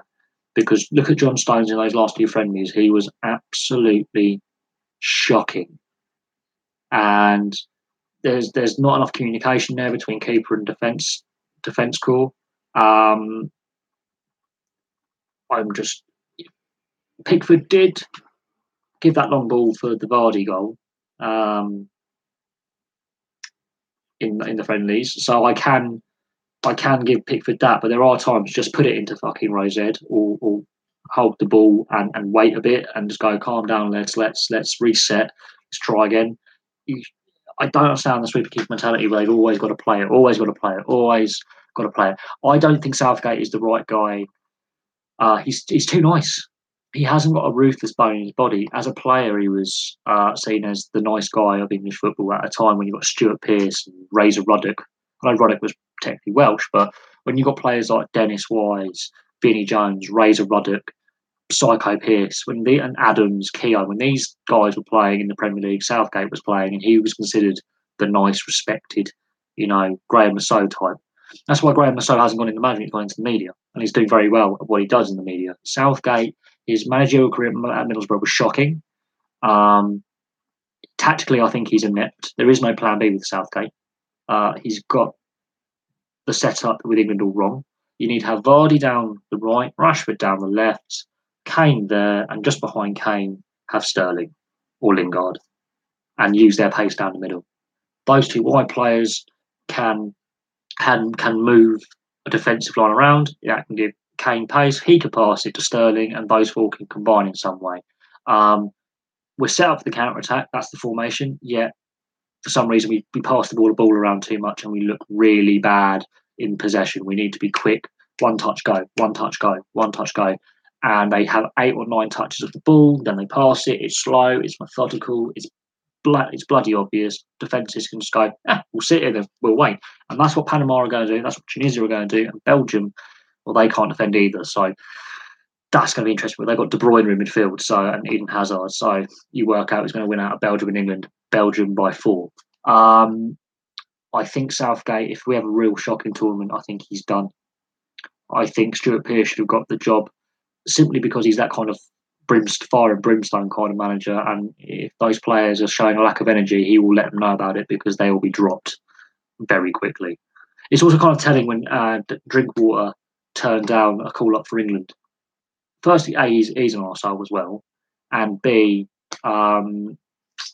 it shows the lack of respect for Southgate by certain players in the Premier League. Pittsburgh, I don't know. Washington have to win this game. Otherwise, I think the series is firmly in Pittsburgh's hands. They normally go to 6 or 7 games anyway. So I'm not 100% certain which way the series is going to go. But looking at the last, since 91, when 1990-91, when Pittsburgh first met Washington, Washington's only won 1 playoff series. Pittsburgh have won 9 or 10. So there's something to do with the Washington Capitals. It's not even necessarily Ovechkin. It's the whole franchise setup there. I'm not sure if they've got enough mental strength to get through. It's not the physicality or the actual skill level. It's the top 3 inches. My favourite football pundits don't really have any. If I'm honest, I can't stand any of them. If I'm brutally honest. I think ITV, when they cover internationals, there Mark Pugac as a presenter and Adrian Chiles, I'd much rather stab my eyes out and rip my ears off than listen to those guys talk. Jesus Christ, it is painful. Adrian Chiles shows complete. It's almost like he's just nothing's upstairs. I like Jermaine Genius. I will give that. I do like Jermaine Genius. It's unfortunate that his career ended as young as when it did with injuries. I don't mind Jermaine Genius. I don't mind Robbie Savage to a point, or Danny Mills, simply because they weren't necessarily world class players. They were hard working players, and I prefer listening to hard working players than the star players, because the star players have that um, massive egos. That's why I like Jermaine Genius, because he's actually a very well spoken man. I don't mind Graham Lasso. He's also well spoken. I don't mind Robbie Savage because he's funny and he also does a lot of charity work. I don't mind Danny Mills because Danny Mills, again, energy guy. These four guys were not the most skillful, but they were bloody hard workers. And of course, Graham Lasso played for my team and won a Premier League and also broke his hand punching David Batty in the face, which I find really ironic. Those four guys, I don't mind. I really don't. I can't stand the Sky Sports punditry. I can't stand ITV. That I really want to gouge my eyes out. Mark Pugach is a crap presenter. Um, and ITV sports coverage is always really dumbed down and Ian Wright. Oh, Ian Wright. He's a brilliant football fan. He's a crap pundit. It does my nut. Um, but the four I've listed: Jermaine Genius, Graham Lasso, Danny Mills, Robbie Savage. I would have them as as my commentary team actually for the World Cup. They'll be my four. I would happily have them uh, as future colour and play-by-play commentators for the next 20, 30 years. Their knowledge on the game and also their knowledge of other sports as well is actually surprisingly good, and their sense of humour and the fact they are very down to earth. But you've got to look at their playing careers. They weren't the star players of their teams. They weren't the superstars. They were the hard-working midfielders and wing backs who put in a shift in every single day. The 90 minutes, they tackled their arts out. They put efforts in for their team, and the ego about them is a bit less than other players. I've got bored of Alan Shearer being a pundit. Really got bored of Alan Shearer a long time ago. He's far too retired. He's too far out from the game now. He hasn't played, for nearly 20, 12 years or so, longer than that. He's been retired from the game too long. She's starting to show dated opinions. Gary Lineker, again, I think he's been out of the game too long from playing wise, and I think he's starting to get on my nerves a bit. But even so, the BBC's better than ITV. They don't dumb it down as much. I don't understand how Ryan Giggs can be a pundit on England matches. He's Welsh. It makes no sense. He's a Welsh international. He's a Welsh coach. He's not an English coach. On domestic football, yeah. International, no, go. Seriously, unless England are playing Wales, there's no point in having Ryan Giggs there. But this is a thing. It's ITV. ITV's coverage of sport is shocking. Too many ads, too frequently. Graham Souness, overrated player, not a decent player. I'll give him that. He was a decent player. But as a manager, I can't stand him. I cannot stand Graham Souness at all. And yes, he used to manage Blackburn, and yes, we did win a League Cup under his guidance, but my God, we almost got relegated because of him. So I have no time for Souness. None. Glenn Hoddle, can't stand him either. I never liked Hoddle. Didn't like him as manager. Don't like him as a pundit. I don't know if it's his voice or his personal views, but I can't stand him. I've never decent manager, but again, good at international level, not good at club level. Says something about about him. But no, he lost his job because he made some silly comments about how his faith means he kind of this and that. And I think he was at some fundraiser for disability or something. He made those comments and then he lost his job. Yeah, we look a bit like Boston or Pittsburgh. This is 2 years old. This is the one that looks like Pittsburgh. Some of the other ones I got look a little bit like Boston. It is what it is. This is an old one, a couple of years old. They've changed the design a bit. The 30th anniversary one looks a lot like Boston's away jersey. A little bit. It's a bit. Depending on the season, it depends on what jersey we would look like in the NHL. But getting back to pundits, it's the same with rugby. There are certain rugby pundits I can't stand, like Austin Healey on BT Sport. I find him an annoying little man. Really annoying. I can't stand Jonathan Davis on BBC and rugby. He squeaky little man. Again, far too retired and too far away from the game. Jeremy Guscott, I think he's also dated now. He's too far removed from the game from his playing days to now. He retired a long time ago. So if we talk about sports pundits on the various sports, some of them are so far removed from the game they used to play that they're now covering, that they are showing how dated some of their tactical views are and their views on the game. My favourite overall for Jeffrey Boycott, a drunken wife beating thug. Cannot stand the man. He always regularly slags off lower and middle order batsmen. He slags off T20. He says anyone who bats from, let's say, 7 to 11 is a slogger. Well, actually, some of them actually can do a very good cut shot, probably better than Boycott. He's an arsehole. He used to beat his wife up. So there you go. That's my personal view on him. He's a wife-beating thug. And that was very, very well documented at the time when he was playing. I can't stand him. His views on cricket are exceptionally out of date. But my favourite sports pundit in the UK, at least, is Earl Crabtree. He used to play for Huddersfield Giants in the Rugby Super League. He's only recently retired. Even as a player, they'll get him in as a pundit for when Huddersfield were playing. He might have the broken nose and he might like a Viking, but Earl Crabtree, for me, favourite sports pundit, because he spent his entire career at Huddersfield. I think he was underrated as a player. I've actually met Freddie Flintoff, and if you watch the Freddie Flintoff, Robbie Savage, and the Ping Pong Guy podcast, when the Australian ball tampering last month really came to light, Freddie Flintoff and Robbie Savage and the Ping Pong Guy, whose name I actually forget, that's why they call him the Ping Pong Guy, on the BBC Radio 5 Live. They do an online podcast, but you've got to sign up to the BBC website. It's a penny off. Matt Saeed, that's his name. They were talking about the ball tampering. Now, Matt Saeed is a very intelligent broadcaster. It was only recently that a lot of people found out that he used to play table tennis for Great Britain, and he was very, very good. He was a national champion. Robbie Savage has won caps for Wales, and I do believe he actually won the Youth FA Cup with Man United, and he might have won a Premier League with Man United as well. And he definitely, I think he won a League Cup with Leicester. Robbie Savage. So these are guys who've won at the highest level. They've won things, right? And they put the question forward, like, what do you class as cheating? And Robbie Savage is like, yeah, I've dived occasionally in my career, but I wasn't proud of it. And yeah, I've milked a foul a little bit more than I should have. But at the same time, and he was very clear on footballing cheating. Matt Saeed was very clear on cheating in table tennis, for example, which is very hard to do.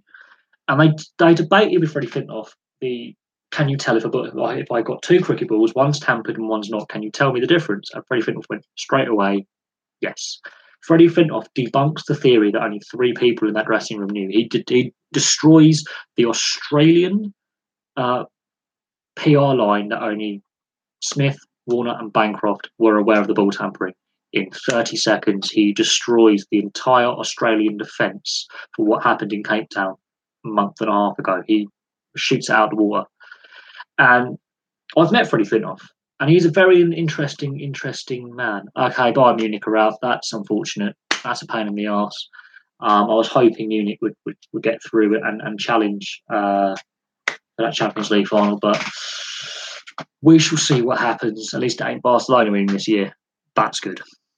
I can't stand Barcelona winning all the time. I have my views on certain things about Spanish football, but I'm glad Barcelona aren't winning the Champions League this year. But no, when I was watching the podcast, I watched a bit of it, and it was very, very telling that Freddie Flintoff basically destroys the Australian media, the Australian camp's version of events. And it's the way he compared Mitchell Starc when he had the tampered ball to Wasim Akram. Yeah, that's going to give. I mean, if Mitchell Starc cannot tell that ball's been fiddled with, he shouldn't be playing cricket at all himself. He shouldn't be playing at Test cricket. He deserves to, be thrown off the team. He clearly knew, and he could have said something and said, "Stop it."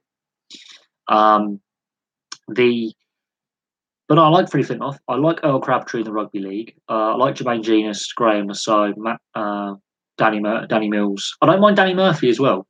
I don't mind Danny Murphy. Uh, I don't mind Robbie Savage. Cricket, I used to like Richie Benaud, but sadly he's obviously now passed away.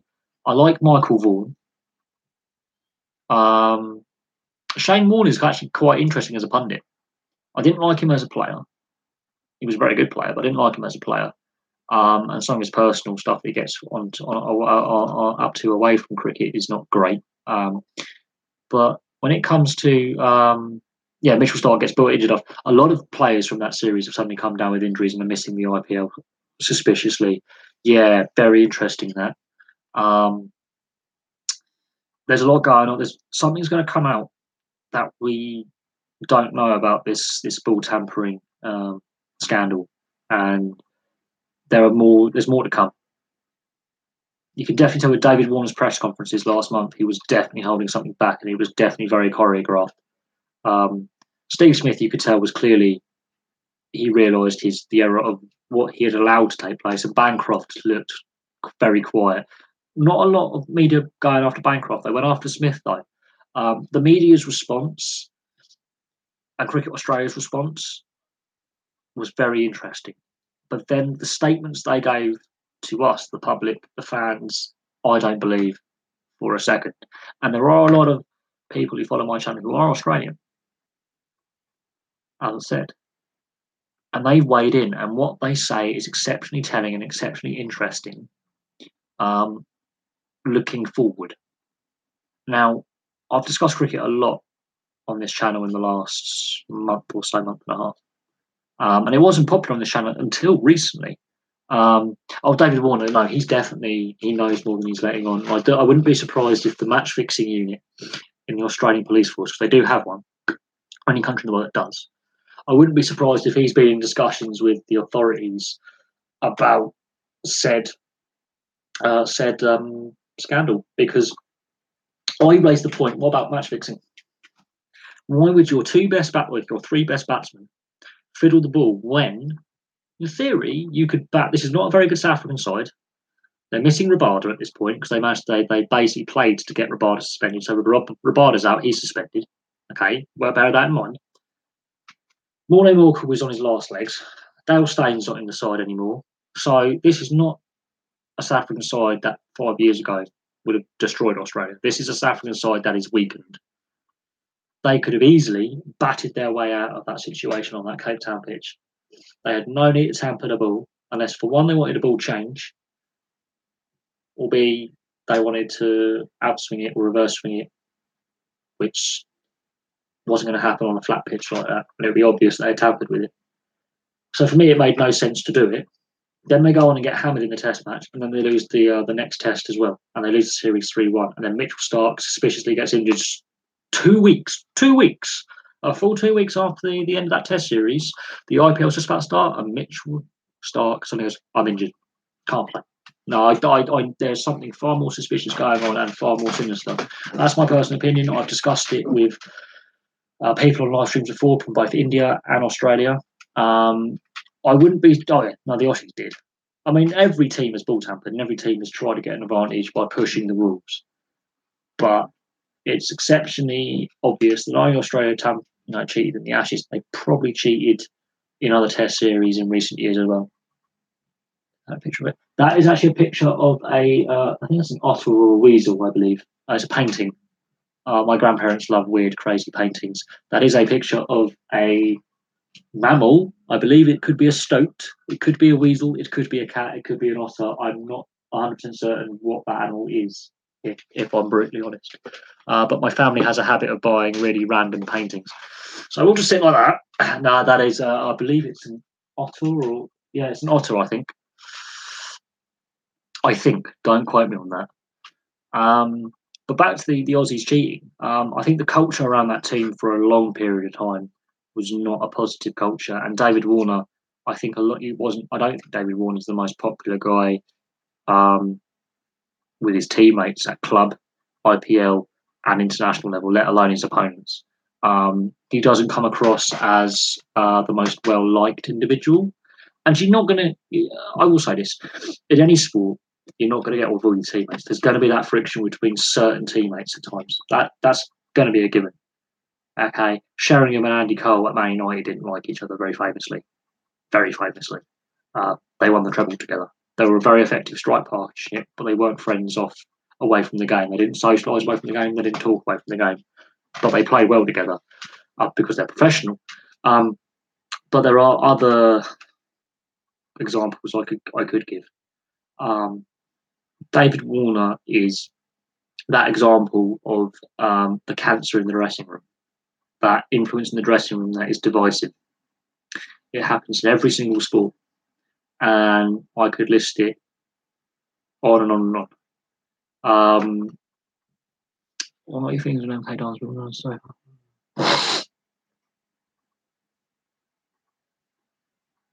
That is interesting. It's a difficult one to really put a finger on, if I'm honest. The whole history between the two teams and how MK Dons came about and how the original Wimbledon went bust is down to ownership.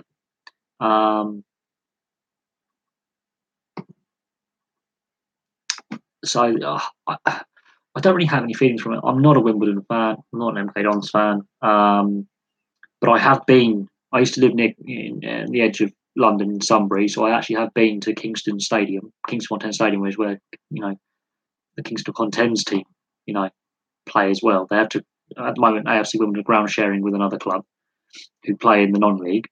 There are plans to rebuild Plough Lane. They have got permission, I believe, to put a stadium on Plough Lane at some points. They are going to go back to their original site, and Plough Lane is actually still technically there.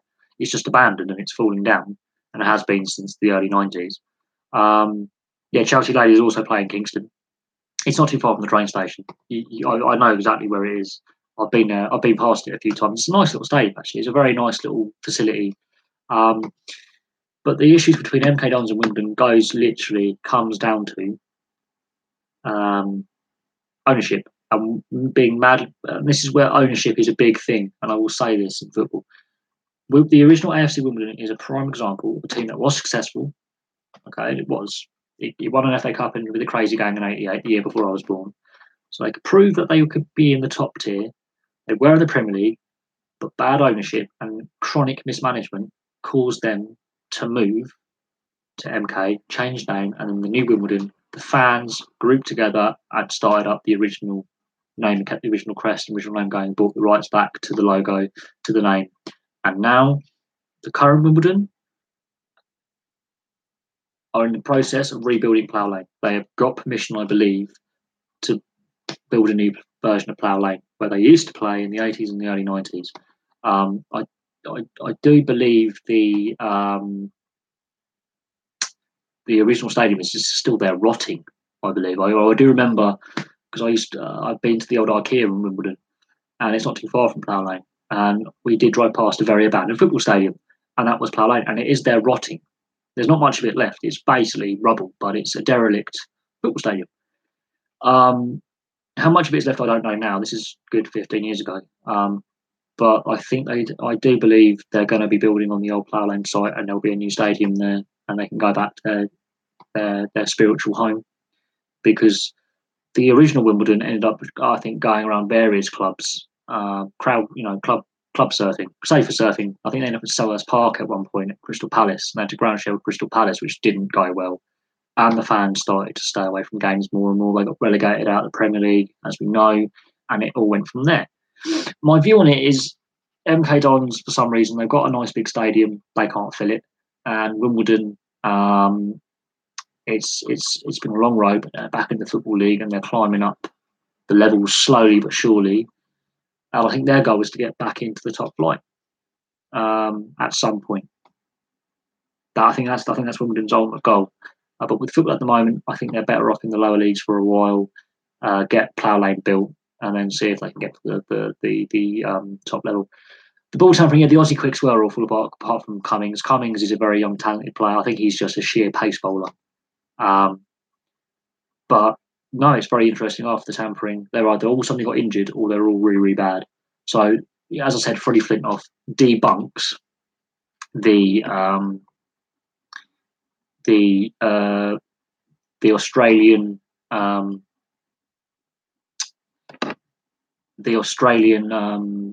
press release saying only Bancroft, Smith, and Warner knew. It's so obvious that more of the team, if not all the team, were aware. Whether they agree with it or not, that's another thing. That's the interesting thing. Whether the Australian players in the entire playing squad and the 12th man and the reserve players as well who are in the squad, the travelling group, whether they all agreed with the ball tampering is another thing. But the fact they claim they didn't know, I don't buy that for a second. I really don't. I have no faith that is the truth. And the lack of transparency in Australian sport is a problem at the moment. It doesn't matter what sport it is. There's a lot of issues in Australian sport at the moment, and the Israel Folau thing as well. Again, what are the rules on social media use in sport in Australia and around the world? There's social media rule use as well. That's where a lot of sportsmen do come unstuck because they say some very stupid things on social media, and they make it look very, very stupid, and so they delete them. But no, it's very interesting how the Australian bowlers are all really crap after ball tampering. A lot of people aren't very happy with it. Again, it's the ECB's like the FA. That's an organisation that needs reform as well. The idea makes logical sense. It's basically a brand new sport they're inventing, and that's fine. If you want to invent a brand new sport, fine. I have no problem with a new sport evolving out of an existing one. I have no issue with that. But it's designed to kill T20, which is what the ECB's been trying to do for a better part of a decade, and have failed. And the reason why they want to replace the current T20 competition, we have the Cities Big Bash type thing we have in what would be county cricket. They have cities instead, which doesn't make any sense. Just have the counties playing T20 for Christ's sake.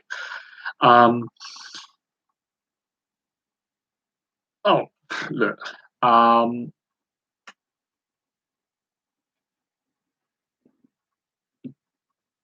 100 balls is not better than T20 because the last over will be 10 to 12 balls long, and you can't have an over twice the length of the standard over because it makes a new sport.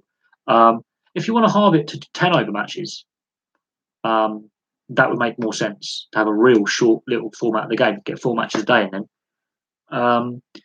I don't know why the ECB want it. They're worried about Test cricket and the decline of Test cricket, and there's ways to fix that. It's called a day-night Test match and get rid of the traditional whites and go for colourful uniforms. That's 2 things they could do.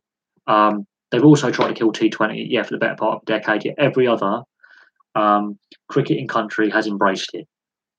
So it makes no sense for the ECB to buy themselves to make a sole stand on this because the West Indies, India, Bangladesh, Australia, New Zealand, they're going to trounce us when it comes to the other formats of the game because when players learn how to play T20, they become more explosive, more exciting, they can score quicker, they can bowl better, they can feel better, and English cricket will be crap. The ECB is standing on its own on this one. And the way they pitched it is for soccer mums and their kids. They pitched it out to the soccer mum and their kids. Only 1 in 5 mums are stay-at-home mums, and they're normally families that either A, have a very wealthy partner, or B, they're on benefits. They don't have the money. So they're aiming at completely the wrong demographic. Completely. It's Andrew Strauss. I don't know what he's doing. I really don't. Test cricket's got other issues as well. We haven't got a good crop of players at the moment. We've had a good crop of players recently. We're now in a rebuild phase. The best way to rebuild is to embrace all formats of the game that currently exists. So T20, 1 days, and Test matches in first class, 4-day counting. There are ways to improve it. You get rid of the crappy traditional whites that are dull and boring for TV, and you put all the uniforms in bright colours. It makes logical sense. And day-night Test matches is the way forward. And again, the ECB is dragging their feet. The ECB is the problem. It's not the sport. It's the people governing it. It's the same with the FA in football. It's the same with the NHL, with the owners and the league, and Gary Bettman and the commissioner and the teams and the players. Same with the NFL and the commissioner and the league and the players. It doesn't matter what sport it is. It's the people administering, the administrators of leagues and sports and the people governing and writing the rules of sports. The EFL are trying to try and get rid of match day programs from the Football League. And the fans football is out of touch with its fan base. The English Football League, the Premier League, and the FA are completely out of touch with the footballing fans. The Premier League's a law unto itself. Well, it's not like we can't use the pink ball. I think they'll go to the white ball in the end, because the white ball can last in 1 day and T20, and it can last. The white ball can last, or they just go for a slightly lighter tint of red. The pink ball was probably not the best idea. They could have gone for another colour of leather. The leather's basically the same. Kookaburra and Duke haven't quite worked out how to make it last as long as a standard test ball.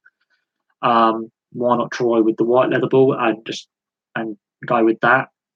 Maybe make it a bit more interesting. But I think day night is the way forward, and colourful uniforms. Get rid of the traditional whites, and you can tell it's Pakistan, India, it's blue and green. England, red and white.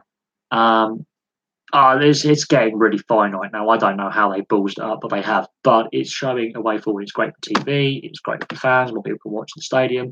And the ECB, again, are dragging their knuckles and dragging their feet. It means you take bad light out of play. Bad light can then not stop play. The ECB has already shown with the county cricket season, there's been a lot of rain delays and matches delayed due to weather and bad light. You have day-night county cricket matches as well. Again, takes bad light out of play, means at least some play can take place. But the ECB are showing that they are out of touch with what fans want.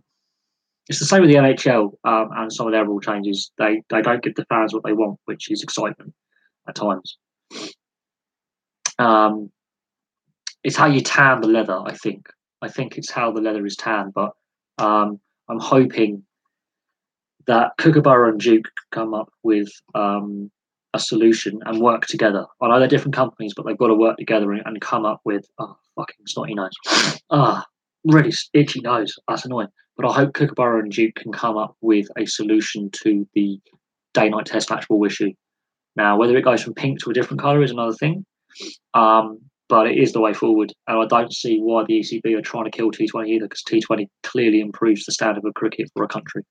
That's why India has improved so much and become more consistent away from home over the last decades, because of the IPL.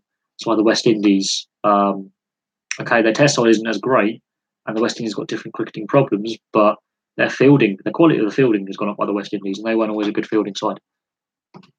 No, that's not necessarily the way forward. For international cricket, yes. For domestic cricket, no. You stick with your domestic cricket ball maker. But internationals, possibly. But again, it's whether Kookaburra or Duke or the Indian manufacturer, the West Indian manufacturer, decide to bid for rights for the World Cup, the white ball, for Test matches, T20s. That'll be interesting. But at the same time, it's good to have a different style, because it then means the bowlers, the batsmen, the fielders all have to adjust, and it makes it a bit more of a skill game then. But at the same time, it's interesting in the sense that the game itself, the governance of the sport as a whole, needs restructuring and needs looking at how the sport is governed, how we develop youth players, how we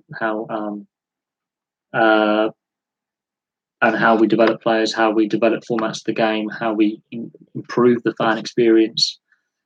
Because I mentioned on my NFL video today, see you later, Mike. I mentioned on my NFL video today would we have an NFL team in London, and ticket pricing being an issue, and fans not being happy about the prices at Wembley for the FA Cup final and internationals and stuff.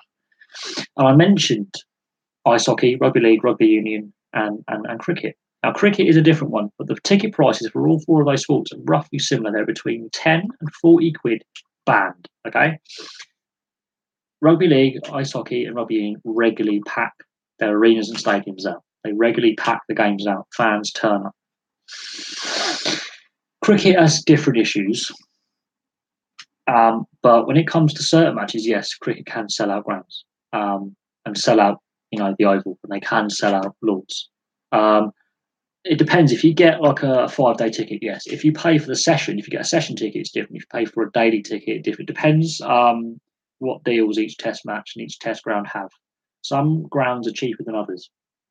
And I'm not joking on that. I'm not being disingenuous. Some Lords is more expensive than the Oval.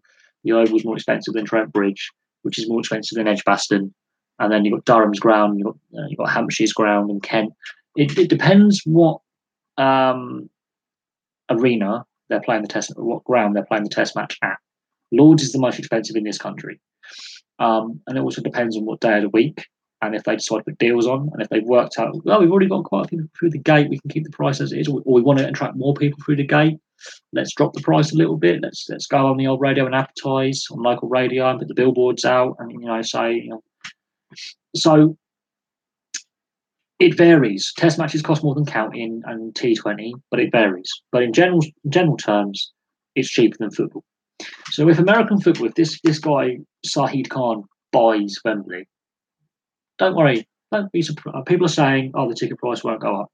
Yeah, because that's off ESPN, and ESPN in America is going to be biased towards the American point of view, and trying to allay the fears of our cousins across the pond, which is us. And the Americans are very, very ignorant of European sporting culture and what it means. And they don't understand that sports clubs can be multi-sports venues. That's another thing. Over here, it's normally rugby league, rugby union, football, ice hockey are separate teams. But in Europe, that might be all one club might be covered by PSG, which is so.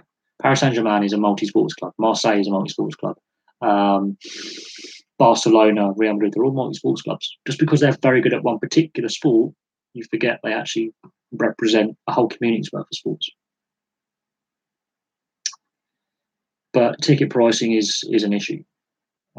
Anyway, everyone seems to have gone off the stream, so I'm going to end the stream there because it's now 10. We've gone on for a bit, so I'm going to call the stream there, I think. Thanks for everyone who participated, by the way. That was a really, really good stream.